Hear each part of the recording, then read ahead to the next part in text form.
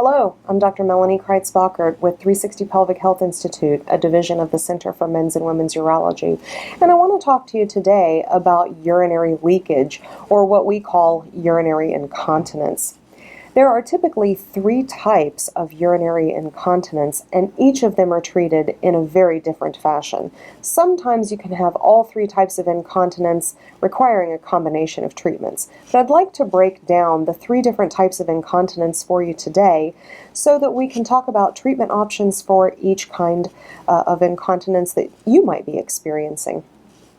The first, and what I would like to think is the most common type of incontinence, is called urge incontinence, which is basically a bladder spasm where the bladder contracts suddenly without provocation and causes the sudden urge to go to the bathroom and relieve the bladder.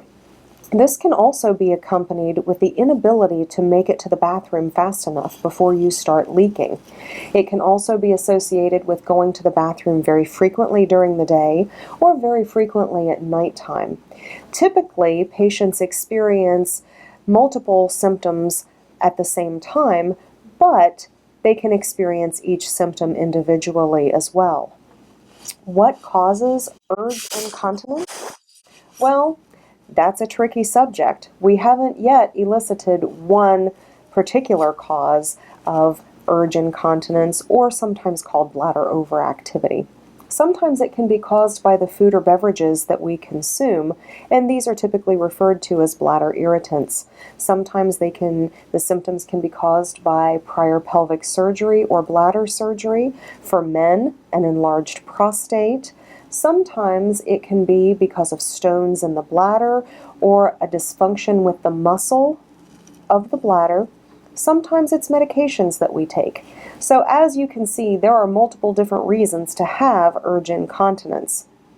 The job of your urologist or gynecologist or urogynecologist is to find out what your cause is.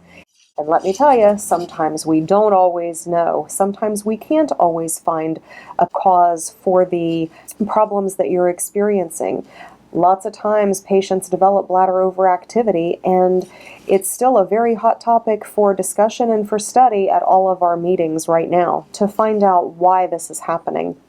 I can tell you that sometimes there are medical situations such as multiple sclerosis or a stroke or Parkinson's disease or even back surgery that alters the signals that the brain sends to the bladder and to the bowels that can cause some of these symptoms. So, how do we typically treat it? Well, first we've got to find out what the cause is, if we can find the cause. And this will typically include studies such as a cystoscopy, which is putting a camera inside the bladder and taking a look around, which is typically done in the doctor's office under local anesthetic, generally numbing up the urethra with numbing jelly. Typically, the procedure isn't frankly painful, but is more awkward. Lots of times we will also perform a bladder function test known as urodynamic studies. What this allows us to do is see how the bladder muscle functions in coordination with the sphincter, which is the muscle inside the urethra that holds urine back. It allows us to see if the bladder is functioning properly, or if the bladder doesn't really have function anymore, known as an atonic bladder. It also allows us to see if the sphincter muscle is closing and if the bladder is giving proper squeeze to be able to eliminate urine. So once we determine the cause of the urgency and the urge incontinence, if it's an identifiable cause, such as a stone or a bladder polyp or something like that, we can simply remove the offending agent. For men, if it's because of an enlarged prostate, we can perform a prostatic reduction procedure or give medications to help resolve some of the symptoms. However, for these purposes, let's assume that a patient comes in and is experiencing what we consider garden variety urgency and urge incontinence that may just be because the bladder is not processing the signal from the brain properly. In those instances, there are generally 4 acceptable treatments beyond conservative management And when I say conservative management, I say eliminate bladder irritants such as coffee, tea, soda, alcohol, spicy foods, and citrus juices, as well as artificial sweeteners and acidic items such as vinegars or other, again, fruit juices that may cause acidity in the urine. The other thing that patients can do conservatively is physical therapy, which again is meeting with a physical therapist that specifically specializes and knows about the muscles and tissues of the pelvic organs. They can prescribe a treatment for you, such as biofeedback or different physical therapy exercises that can help with what we call bladder training, meaning staving off the urge to go to the bathroom so frequently. Another conservative option is, again, a behavioral modification, such as eliminating fluids when you know you're going to bed, or if you have an event that you particularly don't want to experience the sudden urge to void. Beyond that, we have 4 other generally acceptable treatment options for bladder overactivity or urge incontinence. Medications are generally the first line next aggressive therapy, and these medications can include anything from oxybutynin, tolterodine, Sanctura, which is trospium, Vesicare, Enablex, Toviaz, or the newest drug on the market, Myrbetriq.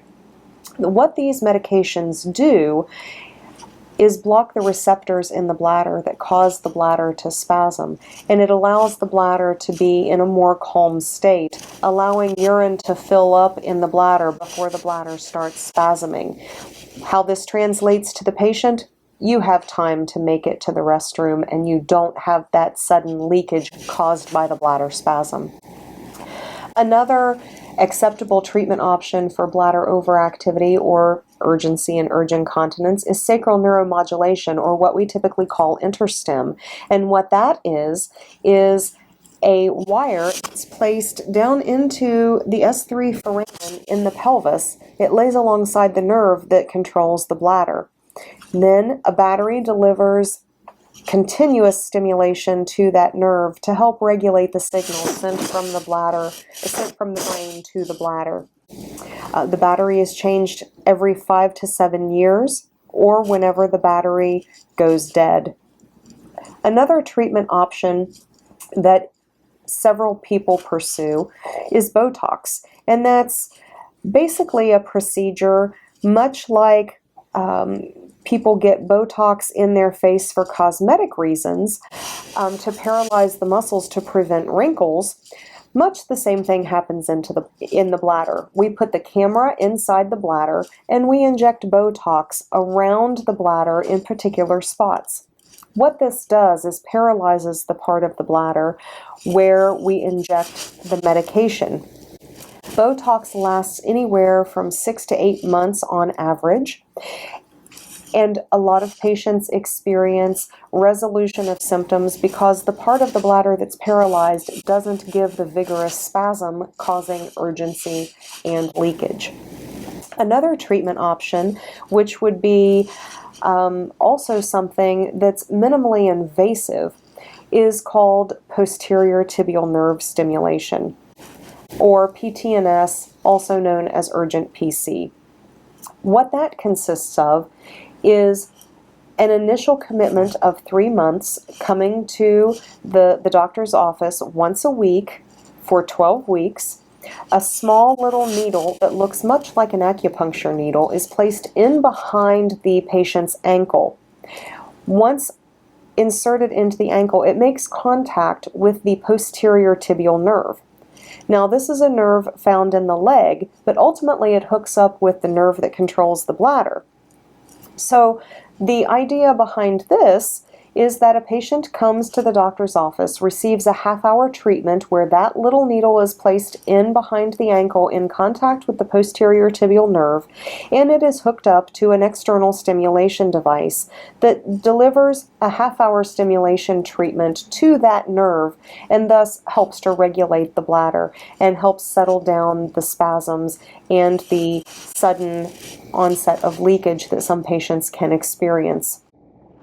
So, having said all of that, we have multiple different ways to treat urgency and urge incontinence. We can certainly tailor a treatment to your preferences. If you prefer not to try medications or medications aren't beneficial for you, we have multiple other treatments that we can use to help give you the desired outcome.